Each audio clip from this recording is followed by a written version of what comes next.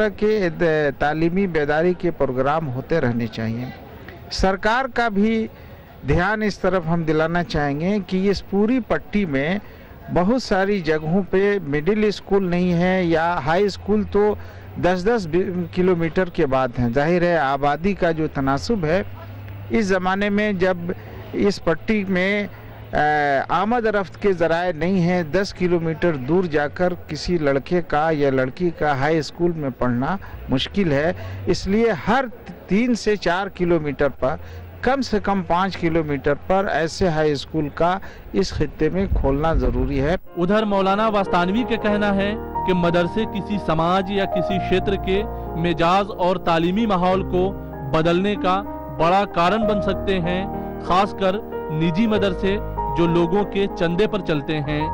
مولانا واسطانوی کہتے ہیں کہ دیش کے وقف بورڈوں کی حالت درست کر دی جائے تو مدرسے کافی ترقی کر سکتے ہیں, لیکن وقف کی آمدنی سے آج وقف کا دفتر تک ٹھیک سے نہیں چل پاتا ہے, اور دلچسپ ہے کہ اس معاملے میں سرکار بھی کوئی خاص پہل کرنا ضروری نہیں سمجھتی ہے.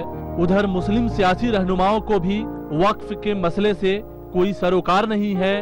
نتیجے کے طور پر اربوں کی سمپتی کے باوجود وقف بورڈ آج ایک مدرسے تک کو مدد کرنے میں پوری طرح سے ناکام ہے. سچر کمیٹی نے بھی یہ بات اپنے تجاویز میں لکھی ہے کہ مسلمانوں کے اوقاف کا معاملے کو ٹھیک کیا جاوے اور گورنمنٹ اس کی طرف توجہ دے.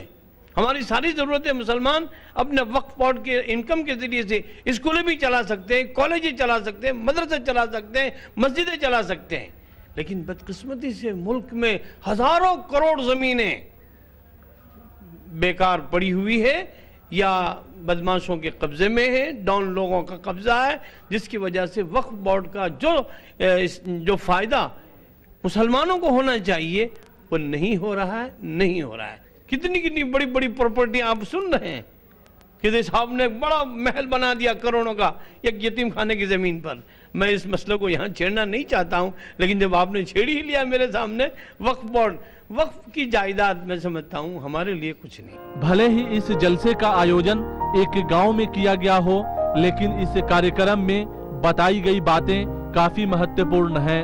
آستھانیے لوگ بھی اس کاریکرم سے بے حد خوش ہیں. یہ پروگرام بہت ضروری ہے, اس سے جو بچوں کو جو حوصلہ بڑھے گا, اب بچوں کو پڑھنے کا شوق و جذبہ جو ہے بہت زیادہ ابھرے گا. یہ پروگرام سے بہت بڑا فائدہ یہ ہے کہ جتنے بھی طالب علم بہار سے جتنے بھی آئے ہیں بچے اور ان کے گارجن اور استاد, وہ ان کو جو ہے شوق ایک جذبہ ابھرے گا کہ بچوں کو ہم پڑھاویں. بہت اچھا لگا اور ہم چاہتے ہیں کہ یہ جو ہے سلسلہ ایسے جاری رہتے رہے اور اس سے جو ہم لوگ جو ہے فیض پائیں. حضرت مولانا مفتی محفوظ الرحمان صاحب نے جو ابھیان چھیڑ رکھا ہے, جس طرح سے یہ ادارہ کو چلاتے ہیں, ان کی جتنی بھی تعریف کیا جائے کم ہے. غور طلب ہے کہ کسی سرکار کو ذمہ دار ٹھہرانے کے بجائے جانکاروں نے مسلم سماج کے بنیادی مسئلے پر توجہ دیا ہے. اس سمودائے کو وکاس کی دوڑ میں شامل ہونے کے لیے خود اس طبقے کو جاگروک ہونے کی اپیل کی گئی ہے. مفتی محفوظ الرحمان کے اس کارواں کو مبارکباد دیتے ہوئے ہر سال اس طرح کے پروگرام کا آیوجن کرنے کی اپیل کی گئی ہے تاکہ اس شیتر کا ماحول کچھ سازگار ہو سکے. حضرت مفتی صاحب کی جو محنتیں ایک زمانے سے چلی آ رہی تھی, میں سمجھتا ہوں اس کا یہ عروج ہے, اور یہ جو مفتی صاحب نے پروگرام کیا ہے اس کے نتائج دور رس ہوں گے انشاءاللہ. یہ حضرت مولانا غلام واسطانوی صاحب کی محنت اور ان کے جو ساتھ میں کارکنان ہیں ان کی جو محنت ہے اور پھر ان کی یہاں آمد ہوئی ہے, اس کی برکات بھی انشاءاللہ پورے علاقے پر مرتب ہوگی.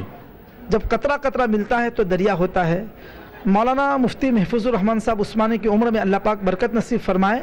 ایک وہ زمانہ تھا کہ جب ہم نے یہاں آنے کا ارادہ کیا تو کچھ لوگوں نے ہم کو یہ کہا کہ چاروں طرف پانی ہے اور بیچ میں ان کا مدرسہ ہے, کشتی کے ذریعے جانا پڑے گا, آپ لوگ کیسے پہنچ پائیں گے.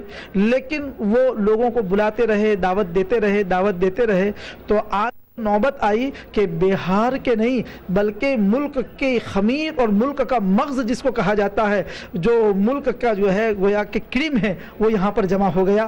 ایکچولی میں جب ٹرین سے پاس ہوا تو میرے کو ایسا لگا کہ میں کہاں جا رہا ہوں. پھر میں نے یہاں آ کے دیکھا تو میرے کو محسوس ہوا کہ نہیں, یہ جنگل میں بھی ایک مفتی صاحب نے ایک بڑی عمارت کھڑی کی اور مدرسہ الحمدللہ بہت اچھا چل رہا ہے.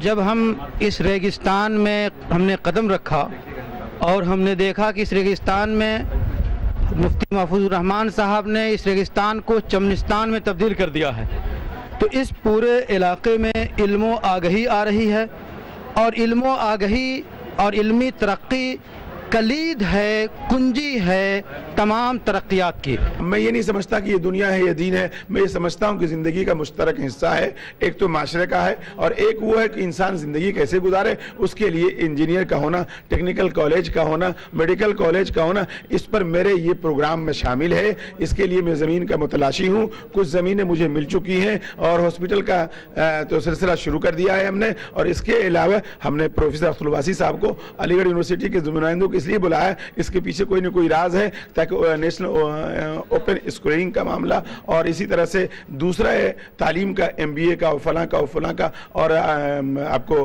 کیا کہتے ہیں آپ کو پولی ٹیکنک کا یہ نظام ہم شروع کرنے جا رہے ہیں۔